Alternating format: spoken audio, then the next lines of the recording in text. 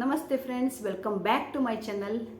Friends, ನಾನು ನಿಮಗೆ ಅಂದರೆ ಯಾರಿಗೇ ಆಗಲಿ 40 ವರ್ಷ, ಆಲ್ಮೋಸ್ಟ್ ನೀವು 40 ವರ್ಷದಲ್ಲಿದ್ದೀರಾ, 40 ವರ್ಷಕ್ಕಿಂತ ಇನ್ನೂ ಒಂದು ಸ್ವಲ್ಪ ಕಡಿಮೆ, ಅಥವಾ 40 ವರ್ಷ ದಾಟಿದೆ, ಅಥವಾ 40 ವರ್ಷ 45 ಪ್ಲಸ್ ಆಗಿದ್ರೆ, 50 ಪ್ಲಸ್ ಆಗಿದ್ರೆ, ಯಾರೇ ಆಗಲಿ ನಾನು ಇದ್ರ ಬಗ್ಗೆ ಒಂದು ಸ್ವಲ್ಪ ನನಗೆ ತಿಳಿದಿದ್ದನ್ನು ನಾನು ಹೇಳ್ತಾ ಇದ್ದೀನಿ.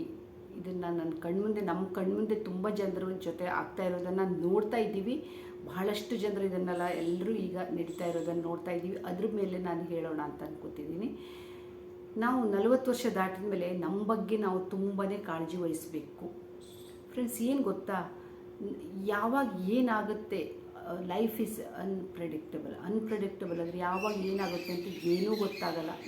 ಈಗಿನ ಕಾಲದಲ್ಲಿ ಸಣ್ಣ ಏಜಲ್ಲೇ ಹಾರ್ಟ್ ಅಟ್ಯಾಕು ಅದು ಇದು ಬರುವಂಥದ್ದಿದೆ. ಅದರಲ್ಲೂ 40 ವರ್ಷ ದಾಟಿದ ಮೇಲೆ ನಮ್ಮ ಬಗ್ಗೆ ನಾವು ಸ್ವಲ್ಪ ಆದರೂ ಕಾಳಜಿ ವಹಿಸಬೇಕು. ಯಾಕೆಂತಂದರೆ ತುಂಬಾ ಇತ್ತೀಚಿನ ದಿನಗಳಲ್ಲಿ ಆಗ್ತಾ ಇರೋದು ನೋಡಿದ್ರೆ, ನಾವು 40 ವರ್ಷ ತನಕ ಅಂತೂ ಬಹಳಷ್ಟು ಕೆಲಸ ಮಾಡಿದ್ವಿ. ಅಟ್ಲೀಸ್ಟ್ ಇದೊಂದು ಮಿಡ್ಲ್ ಏಜ್ ಅಲ್ವಾ, ಇದನ್ನು ನಾವು ಸ್ವಲ್ಪ ನಮ್ಮ ಸಲುವಾಗಿ ನಾವು ಆರೋಗ್ಯದ ಕಡೆ ಗಮನ ಕೊಡಬೇಕು.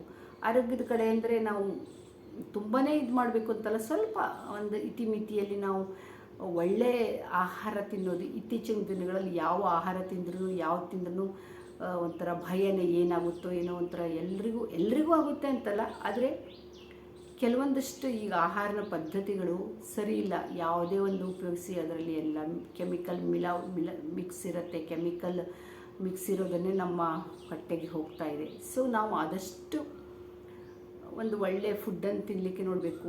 ಯಾಕೆ ಗೊತ್ತಾ, ಇತ್ತೀಚಿನ ದಿನಗಳಲ್ಲಿ 40ರಿಂದ ಸುಮಾರು 55 ವರ್ಷದ ಒಳಗಿನವರು, 60 ವರ್ಷದ ಒಳಗಿನವರು ಅಂದರೆ ಚೆನ್ನಾಗಿದ್ದವರು, ಏನೂ ಇರಲ್ಲ ಅಂಥವರಿಗೆ, ಅಂದರೆ ನೋಡೋಕ್ಕೆ ಒಳ್ಳೆ ಆ್ಯಕ್ಟಿವ್ ಇದ್ದಾರೆ, ಚೆನ್ನಾಗಿದ್ದಾರೆ, ಅಂಥವರಿಗೆ ಹಾರ್ಟ್ ಅಟ್ಯಾಕ್ ಆಗೋದು ತುಂಬಾ ಜಾಸ್ತಿ ಕೇಳಿಸ್ತಾ ಇದೆ. ಇತ್ತೀಚೆಗೆ ನೋಡ್ತಾ ಇದ್ದೀವಿ, ಕೇಳ್ತಾ ಇದ್ದೀವಿ.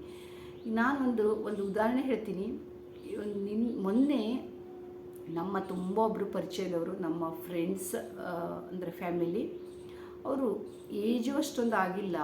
ಬಟ್ ಏನಾಯಿತು ನೋಡಿ, ನಾವು ಒಂದೊಂದ್ಸರಿ ಏನೋ ನಮ್ಗೆ ಗ್ಯಾಸ್ ಆಗಿದೆ, ಅಸಿಡಿಟಿ ಆಗಿದೆ, ಏನೋ ಸ್ವಲ್ಪ ಚೆಸ್ಟ್ ಪೇನ್ ಅಂದರೆ ಹಿಂಗೇನೋ ಒಂಥರ ಭಾರ ಆಗಿದೆ ಅಂತ ನಾವು ಅಂದ್ಕೊಂಡು, ಕೆಲವೊಂದು ಸರಿ ಗ್ಯಾಸ್ ಆಗಿದೆ ಅಂತ ಏನೋ ಲಿಂಬು ನೀರು ಅಥವಾ ಜೀರಿಗೆ ನೀರು ಈ ಥರ ಏನಾದರೂ ಮಾಡ್ಕೊಂಡು ಕುಡಿತೀವಿ.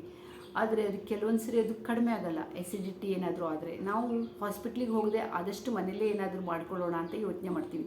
ಆ ಥರ ಖಂಡಿತ ಮಾಡಬಾರ್ದು. ಆದಷ್ಟು ಬೇಗ ನಾವು ಈ ಥರ ಏನಾದರೂ ಸಿಂಪ್ಟಮ್ಸ್ ಬಂದರೆ ಹಾಸ್ಪಿಟ್ಲಿಗೆ ಹೋಗೋದು ಒಳ್ಳೆಯದು.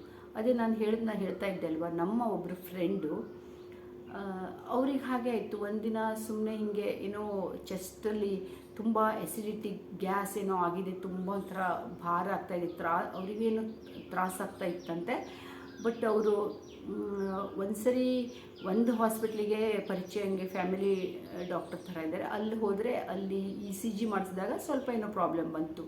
ಅದು ನೆಕ್ಸ್ಟ್ ಡೇ ಮತ್ತು ಇನ್ನೊಂದು ಹಾಸ್ಪಿಟ್ಲಿಗೆ ಹೋಗಿ ಬಾಡಿ ಚೆಕಪ್ ಮಾಡಿಸಿದಾಗ ಅಲ್ಲಿ ಏನೂ ಗೊತ್ತಾಗಿರಲಿಲ್ಲ. ಅವರು ತುಂಬ ಚೆನ್ನಾಗಿದ್ದರು, ಆ್ಯಕ್ಟಿವ್ ಇದ್ದರು.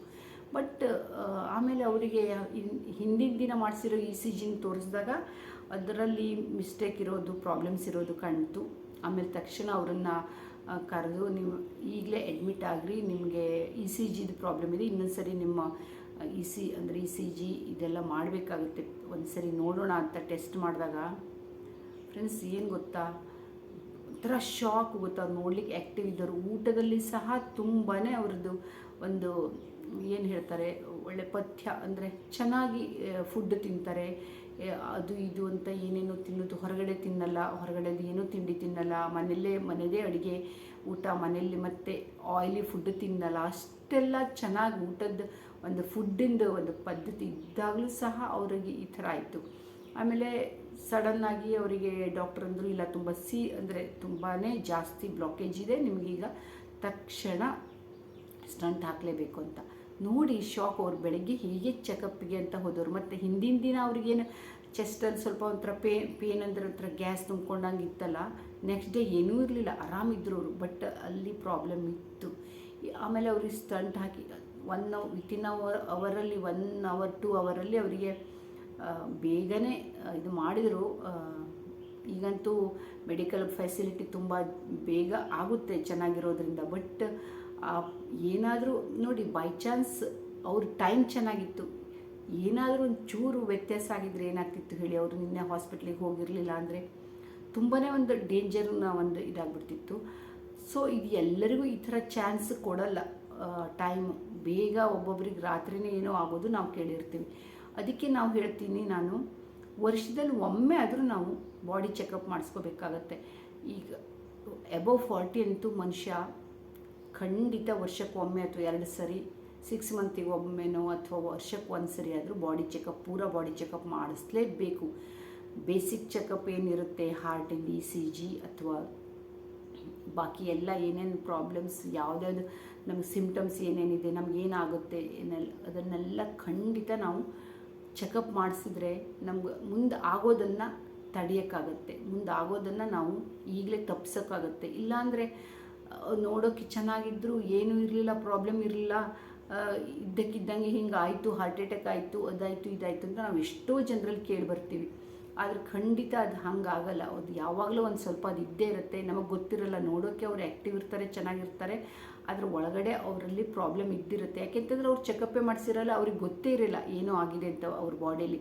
ಬಟ್ ಇದು ನಮ್ಮ ಇತ್ತೀಚೆಗೆ ತುಂಬಾ ಕೇಳಿ ಬರ್ತಾ ಇದೆ ಅಲ್ವಾ? ನೀವು ಸುತ್ತಮುತ್ತಲು ಕೇಳಿರ್ಬೋದು, ನಿಮ್ಮ ಆಸ್ಪಾಸ್ ಇರೋ ಜನರಲ್ಲಿ ಬಹಳಷ್ಟು ಕಡೆ ಇದು ನಡೀತಾ ಇದೆ. ಅಂದರೆ ಸಾಮಾನ್ಯವಾಗಿ ನಿನ್ನೆ ಚೆನ್ನಾಗಿದ್ದವರು ಇವತ್ತು ನೋಡಿದ್ರೆ ಏನೋ ಆಗ್ಬಿಡ್ತು ಅವ್ರ ಜೊತೆ ಅಂತ ಹೇಳಿದ್ದು ಕೇಳ್ತೀವಿ.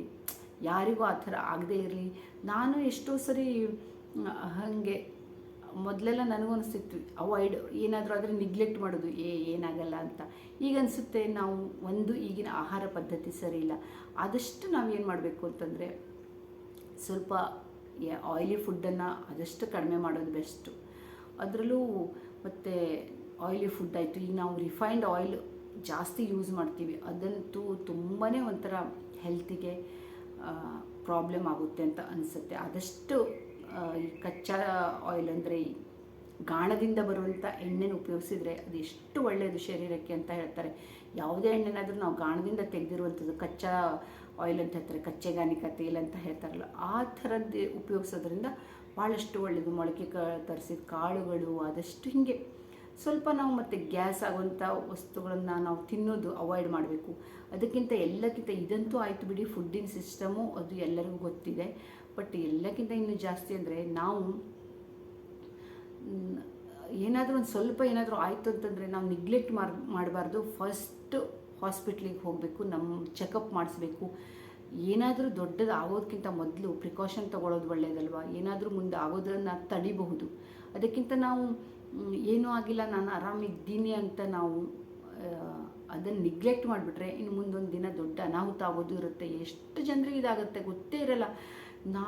ಅದೇ ಮೊನ್ನೆ ಅವ್ರ ಪಾಪ ನಿನ್ನೆ ಹೋಗಿರಲಿಲ್ಲ ಅಂದರೆ ಏನಾಗ್ಬಿಡ್ತಿತ್ತು ಏನೋ, ರಾತ್ರಿ ಎಲ್ಲ ಒಂಥರ ಅಷ್ಟು ಅವರು ಭಯದಲ್ಲಿದ್ದರು ಮೊನ್ನೆ ಅಂತೂ ಹೇಳ್ತಿದ್ರು. ನಿನ್ನೆ ಆಮೇಲೆ ಎಲ್ಲ ಸರಿ ಆಯಿತು. ಅದೇ ಎಲ್ಲರಿಗೂ ಈ ಥರ ಚಾನ್ಸ್ ಕೊಡಲ್ಲ. ಅಂದರೆ ಅವಕಾಶ ನಸೀಬ ಅವ್ರಿಗೆ ಚೆನ್ನಾಗಿತ್ತು, ಲಕ್ ಚೆನ್ನಾಗಿತ್ತು ಅಂತಂದರೆ ಒಂದು ಸರಿ ಇದಿರುತ್ತೆ, ಟೈಮ್ ಕೊಡುತ್ತೆ. ಇಲ್ಲಾಂದರೆ ಏನಾದರೂ ತುಂಬ ಬ್ಲಾಕೇಜ್ ಇತ್ತು ಅಂತಂದರೆ ಏನು ಬೇಕಾದರೂ ಆಗ್ಬೋದಲ್ವ? ಪ್ಲೀಸ್, ಅದಕ್ಕೆ ನಾನು 40 ವರ್ಷ ಆದಮೇಲೆ ಸ್ವಲ್ಪ ಜಾಸ್ತಿ ಈ ಥರದ್ದು ಪ್ರಿಕಾಷನ್ ತೊಗೊಳ್ಬೇಕು. ಯಾರೇ ಆಗಲಿ ಒಂದು ಏನು 40 ವರ್ಷ, 45 ವರ್ಷ, 50 ವರ್ಷ ಅಂದರೆ ಜಾಸ್ತಿ ಏಜಲ್ಲ. ಹಾಗಾಗಿ ಇನ್ನೂ ಗಟ್ಟಿಮುಟ್ಟಾಗಿ ಚೆನ್ನಾಗಿರುವಂಥ ಏಜು. ಸೊ ಈ ಏಜಲ್ಲಿ ನಾವು ಸ್ವಲ್ಪ ನಮ್ಮ ಬಗ್ಗೆ ನಾವು ಕಾಳಜಿ ವಹಿಸಬೇಕು ಅಲ್ವಾ? ಆದಷ್ಟು ವರ್ಷಕ್ಕೊಮ್ಮೆ ನೀವು ಬಾಡಿ ಚೆಕಪ್ ಮಾಡಿಸಿ. ಏನಾದರೂ ಸಿಮ್ಟಮ್ಸ್ ಪ್ರಾಬ್ಲಮಿಂದ ಗೊತ್ತಾಗುತ್ತೆ. ಏನೂ ಇಲ್ಲ, BP ಶುಗರೆಲ್ಲ ಇಲ್ಲ ಅಂದರೆ ತುಂಬ ಒಳ್ಳೆಯದು, ಹೆಲ್ದಿಯಾಗಿರ್ಬೋದು ಮತ್ತು ಎಂಜಾಯ್ ಮಾಡಿ. ಮತ್ತು ಆದಷ್ಟು ಖುಷಿಯಾಗಿರಬೇಕು. ಆದಷ್ಟು ನಾವು ಎಕ್ಸರ್ಸೈಸು, ಸ್ವಲ್ಪ ವಾಕಿಂಗು ಮತ್ತು ಏನೇನು ನಿಮ್ಗೆ ಗೊತ್ತಿದೆ ಎಲ್ಲದೂ ನೀವು ಮಾಡ್ಬೋದು. ಈಗಿನ ಕಾಲದಲ್ಲಿ ಏನು ಯಾರಿಗೂ ಹೇಳಬೇಕಾಗಿಲ್ಲ. ಆದರೆ ಅಟ್ಲೀಸ್ಟ್ ಯಾವುದೋ ನಮ್ಮ ಒಂದು ಹೆಲ್ತ್ ಬಗ್ಗೆ ನಿಗ್ಲೆಕ್ಟ್ ಮಾಡಬೇಡಿ. ನಿಗ್ಲಿಜೆನ್ಸಿ ಒಳ್ಳೆಯದಲ್ಲ. ಆದಷ್ಟು ನಾವು ನಾನಂತೂ ಈಗ ಇತ್ತೀಚೆಗೆ ದಿನಗಳಲ್ಲೇ ನೋಡ್ತಾ ಇದ್ದೀನಿ, ಅವ್ರು ಚೆನ್ನಾಗಿದ್ದರು, ಸಡನ್ನಾಗಿ ಹಿಂಗಾಯಿತು. ಅವರಿಗೆ ನಿನ್ನೆ ಚೆನ್ನಾಗಿದ್ದರು, ಇವತ್ತು ಬೆಳಗ್ಗೆ ಈ ಥರ ನ್ಯೂಸ್ ಕೇಳಿ ಬರ್ತಿದೆ. ಆ ಥರ ಎಲ್ಲ ಕೇಳಿದಾಗ ಯಾಕೆ ಹಿಂಗಾಗುತ್ತೆ ಅಂತ ಗೊತ್ತಿಲ್ಲ. ಬಹಳಷ್ಟು ಕಾರಣಗಳಿರ್ಬೋದು ಅಲ್ವಾ? ಆದರೆ ನಾವು ಆದಷ್ಟು ನಮ್ಮ ಒಂದು ಎಚ್ಚರಿಕೆಯಲ್ಲಿ ನಮ್ಮ ಒಂದು ಪ್ರಿಕಾಷನಲ್ಲಿ ನಾವಿದ್ದರೆ ಏನಾದರೂ ಆಗೋದನ್ನು ನಾವು ತಪ್ಪಿಸ್ಬೋದು. ತುಂಬ ದೊಡ್ಡ ಅನಾಹುತ ಆಗೋದಕ್ಕಿಂತ ಏನಾದರೂ ಆಗೋದಕ್ಕಿಂತ ಮೊದಲೇ ನಾವು ಅದನ್ನು ತಡೆ ಕಟ್ಬೋದು ಅಂತ ಅವ್ರದ್ದು ಡಾಕ್ಟ್ರು ಆಮೇಲೆ ಹೇಳಿದ್ರು ಬೇಗ ಬಂದಿದ್ದು ಒಳ್ಳೆಯದಾಯಿತು, ಇಲ್ಲ ಅಂದರೆ ಏನಾಗ್ತಿತ್ತೋ ಏನೋ ತುಂಬ ಸೀರಿಯಸ್ ಇತ್ತು ಅಂತ. ಈಗ ಒಂದು ಮನುಷ್ಯನ ಇದರಲ್ಲಿ ಹಾರ್ಟಲ್ಲಿ 99% ಬ್ಲಾಕೇಜ್ ಇತ್ತು ಅಂತಂದ್ರೆ ಈಗ ಈ ಲೆಕ್ಕ ಹಾಕಿ ನೋಡಿ ಯಾವ ಥರ ಒಂದು ಸಿಚುವೇಶನ್ ಇರುತ್ತೆ ಅಂತ. ಮನುಷ್ಯ ನೋಡಲಿಕ್ಕೆ ಒಳ್ಳೆ ಆ್ಯಕ್ಟಿವ್ ಇದ್ದಾರೆ, ಚೆನ್ನಾಗಿದ್ದಾರೆ, ಎಲ್ಲ ಕೆಲಸ ಮಾಡ್ತಾ ಇದ್ದಾರೆ, ಏನೂ ಇಲ್ಲ ಅಂತ ಕಂಡ್ರೂ ಒಳಗಡೆ ತುಂಬಾ ಒಂಥರ ಇದು. ಈಗಿನ ಕಾಲದಲ್ಲಿ 40 ವರ್ಷ ಅಂತಲ್ಲ, 30 ವರ್ಷ 40 ವರ್ಷದ ಒಳಗಡೆವರೆಗೂ ಆಗುತ್ತೆ. ಅದು ಏಜಿನ ಲಿಮಿಟ್ ಇಲ್ಲ ಈಗ ಒಂದೊಂದು ಆಗಬೇಕು ಅಂತಂದರೆ. ಆದರೂ ನಾವು 40 ವರ್ಷದ ಮೇಲೆ ಅದೊಂದು ಪೀರಿಯಡ್ಡು ಸ್ವಲ್ಪ ಮಿಡ್ಲ್ ಏಜಲ್ಲಿ ತುಂಬಾ ನಾವು ಒಂದು ಏನು ಹೇಳ್ತಾರೆ ನಮ್ಮ ಬಗ್ಗೆ ನಾವು ಕಾಳಜಿ ವಹಿಸಬೇಕು. ಆದಷ್ಟು ನಾವು ಏನಿಲ್ಲ ಅಂದರೂ ವರ್ಷಕ್ಕೆ ಒಮ್ಮೆ ಆದರೂ ಹಾಸ್ಪಿಟ್ಲಲ್ಲಿ ಹೋಗಿ ನಮ್ಮ ಬಾಡಿ ಚೆಕಪ್ ಮಾಡಿಸ್ಬೇಕು. ಎಷ್ಟೋ ಕಡೆ ಹಳ್ಳಿ ಕಡೆ ಎಲ್ಲ ಇದೆಲ್ಲ ಮಾಡಿಸೋದೇ ಇಲ್ಲ, ಯಾರಿಗೂ ಗೊತ್ತೇ ಇರಲ್ಲ. ಈಗ ಹಳ್ಳಿ ಕಡೆ ವರ್ಷಕ್ಕೊಂದು ಒಬ್ಬೊಬ್ಬರು ಹಾಸ್ಪಿಟ್ಲಿಗೆ ಹೋಗಲ್ಲ, ಏನಾಗಿಲ್ಲ ಅಂತ. ಎಷ್ಟು ಜನರದ್ದು ಈ ಥರನೇ ಆಗಿ ಆಮೇಲೆ ಏನೋ ಅವರು ಇದಾಗ್ಬಿಡುತ್ತೆ, ಸೀರಿಯಸ್ ಆದಮೇಲೆ ಗೊತ್ತಾಗುತ್ತೆ ಹಾಗಿತ್ತು ಹಿಂಗಿತ್ತು ಅಂತ. ಎಜುಕೇಟೆಡ್ ಸಹ ಮಾಡಿಸಲ್ಲ. ಈವನ್ ನಾನು ಸಹ ಹಾಗೆ ಇದ್ದೆ. ಆದರೆ ಈಗ ನನಗೆ ಅನ್ನಿಸ್ತಾ ಇದೆ ವರ್ಷಕ್ಕೊಮ್ಮೆ ನಾನು ಈಗ ಒಂದು ಸರಿ ನನ್ನದು ಬಾಡಿ ಚೆಕಪ್ ಆಗಿದೆ. ಎಲ್ಲರೂ ಬಂತು ನಾವು ನಮ್ಮ ಪೀಳಿಗೆ ನಮಗೆ ಅಲ್ಲದೆ ಹೋದರೂ ನಮ್ಮ ಹಿಂದೆ ಇನ್ನೂ ಜವಾಬ್ದಾರಿಗಳಿರುತ್ತೆ, ನಮ್ಮ ಹಿಂದೆ ಇನ್ನೂ ಬಹಳಷ್ಟು ಜನರು ನಮ್ಮ ಜೊತೆ ಇದ್ದಾರೆ ಅಂದಾಗ ನಾವು ಅವ್ರ ಸಲುವಾಗಾದರೂ ನಾವು ನಮ್ಮ ಬಾಡಿ ನಮ್ಮ ಶರೀರವನ್ನು ನಾವು ಚೆನ್ನಾಗಿಟ್ಕೋಬೇಕು. ನಾವು ಅಷ್ಟು ನಮ್ಮ ಶರೀರ ಅಷ್ಟೊಂದು ನಮ್ಮ ಅಂದರೆ ಪ್ರಾಣ ನಮ್ಮ ಜೀವ ಅಷ್ಟೊಂದು ಲೈಟ್ಲಿಯಾಗಿ ನಾವು ತಗೊಳ್ಬಾರ್ದು. ಇದು ನನ್ನ ಒಂದು ಚೆಕಪ್ಪೇ ಮಾಡಿಸಿರಲ್ಲ, ಅವ್ರಿಗೆ ಗೊತ್ತೇ ಇರಲ್ಲ ನನ್ನ ಬಾಡಿಯಲ್ಲಿ ಏನು ಪ್ರಾಬ್ಲಮ್ ಇದೆ ಅಂತಲೂ ಗೊತ್ತಿರಲ್ಲ.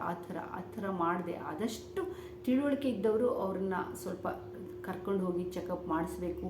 ಇದು ನನಗಂತೂ ಅನಿಸುತ್ತೆ ನಮ್ಮ ಬಾಡಿ ಅಷ್ಟು ನಮ್ಮ ಶರೀರ ನಮ್ಮ ದೇಹ ನಮ್ಮ ಜೀವ ಅಷ್ಟು ಏನು ಲೈಟ್ ಅಂದರೆ ಇಲ್ಲಲ್ಲ. ನಮಗೂ ಒಂದು ಬೆಲೆ ಇದೆ, ನಮ್ಮ ಒಂದು ಜೀವಕ್ಕೆ ಬೆಲೆ ಇದೆ. ಅದನ್ನು ನಾವು ಸುಮ್ಮನೆ ಹಾಗೆ ಹೋಗ್ಲಿಕ್ಕೆ ಕೊಡಬಾರ್ದು ಅಲ್ವ. ಯಾರೇ ಆದರೂ ಬಂತು ಮನುಷ್ಯ ಅಂದಮೇಲೆ ಹುಟ್ಟಿದ ಮೇಲೆ ಸಹಜ, ಅದೇನು ಹೋಗೋದು ಸಹಜ. ಆದರೆ ಅದಕ್ಕೊಂದು ಟೈಮ್ ಅಂತ ಇರುತ್ತೆ. ಸುಮ್ಮನೆ ಈಗ ಆಗೋದನ್ನು ತಡೆಗಟ್ಟಕ್ಕೆ ಸಾಧ್ಯ ಇಲ್ಲ. ಆದ್ರೂ ಸಹ ಏನಾದರೂ ಒಂದು ಆಗೋದಕ್ಕಿಂತ ಮೊದಲು ಒಂದು ಸ್ವಲ್ಪ ನಾವು ಆಮೇಲೆ ಮುಂದೆ ದೇವರಿಗೆ ಬಿಟ್ಟಿದ್ದು ಅಲ್ವಾ, ಮೇಲಿನವ್ರಿಗೆ ಬಿಟ್ಟಿದ್ದು. ಆದರೆ ನಾವು ನಮ್ಮದು ಅಂತ ಒಂದು ಪ್ರಿಕಾಷನ್ ತೊಗೊಂಡು ಅದಷ್ಟು ನಮ್ಮ ಕಾಳಜಿಯಲ್ಲಿ ನಾವಿದ್ದರೆ ಅದಷ್ಟು ಏನೋ ದೊಡ್ಡದಾಗೋದನ್ನು ತಡೆಗಟ್ಟಬಹುದು ಅಂತ ನನಗನ್ಸುತ್ತೆ. ನಿಮಗೆ ಹೇಗೆ ಅನ್ನಿಸ್ತು ಅಂತ ಹೇಳಿ. ನಾನೊಂದು ಅದೇ ಭಾಳಷ್ಟು ಜನರ ಬಗ್ಗೆ ಎಲ್ಲ ಕೇಳಿದ್ದೆ ನಿನ್ನೆ. ಅದರಲ್ಲೂ ನಮ್ಮ ಕಣ್ಣು ಮುಂದೆ ಒಬ್ಬರನ್ನ ನೋಡಿದೆ, ಒಳ್ಳೆ ದೇವ್ರ ದಯಿಂದ ಅವ್ರು ಆರಾಮಾಗಿ ಬಂದರು. ತುಂಬ ಒಂದು ಖುಷಿ ಸಂಭ್ರಮ ಆಯಿತು, ಅಂದರೆ ಮೂಮೆಂಟ್ ಆಯಿತು. ಅವ್ರು ಒಂಥರ ಏನೋ ಹೆಚ್ಚು ಕಡಿಮೆ ಆಗಿದ್ರೆ ಎಷ್ಟು ಒಂಥರ ಅದೇ ತುಂಬ ಸಣ್ಣ ಏಜು ಪಾಪ, ಎಷ್ಟು ಒಂಥರ ಆಗ್ತಿತ್ತು. ಈ ಥರ ಎಲ್ಲ ನೋಡಿದಾಗ ನನಗೆ ಯಾಕೋ ಅನ್ನಿಸ್ತು ನಮ್ಮ ಒಂದು ಜೀವನ ಅಷ್ಟೇ ಪ್ರೆಷಿಯಸ್ಸು, ಅಷ್ಟೇ ನಾವು ಇಂಪಾರ್ಟೆಂಟು. ಸುಮ್ಮನೆ ನಾವು ಅದ್ರ ಬಗ್ಗೆ ನಿಗ್ಲೆಕ್ಟ್ ಮಾಡಿ ನಾವು ಏನಾಗಲ್ಲ ಅಂತ ಈ ಥರ ಮಾಡೋದಕ್ಕಿಂತ ನಾವು ಸ್ವಲ್ಪ ಕಾಳಜಿ ವಹಿಸಬೇಕು ಅಂತ ನನಗನ್ನಿಸ್ತು ಹೇಳೋಣ ಅಂತ. ಸೊ ಇದಾಗಿತ್ತು. ಇಷ್ಟ ಆದರೆ ಲೈಕ್ ಮಾಡಿ, ಕಾಮೆಂಟ್ ಮಾಡಿ. ಫಸ್ಟ್ ಟೈಮ್ ನನ್ನ ಚಾನಲಿಗೆ ಬಂದಿದ್ದರೆ ಸಬ್ಸ್ಕ್ರೈಬ್ ಮಾಡ್ಕೊಂಡು ನೋಡಿ ಅಂತ ಹೇಳ್ತಾ ಈ ವಿಡಿಯೋನ ಎಂಡ್ ಮಾಡ್ತೀನಿ. Bye thank you.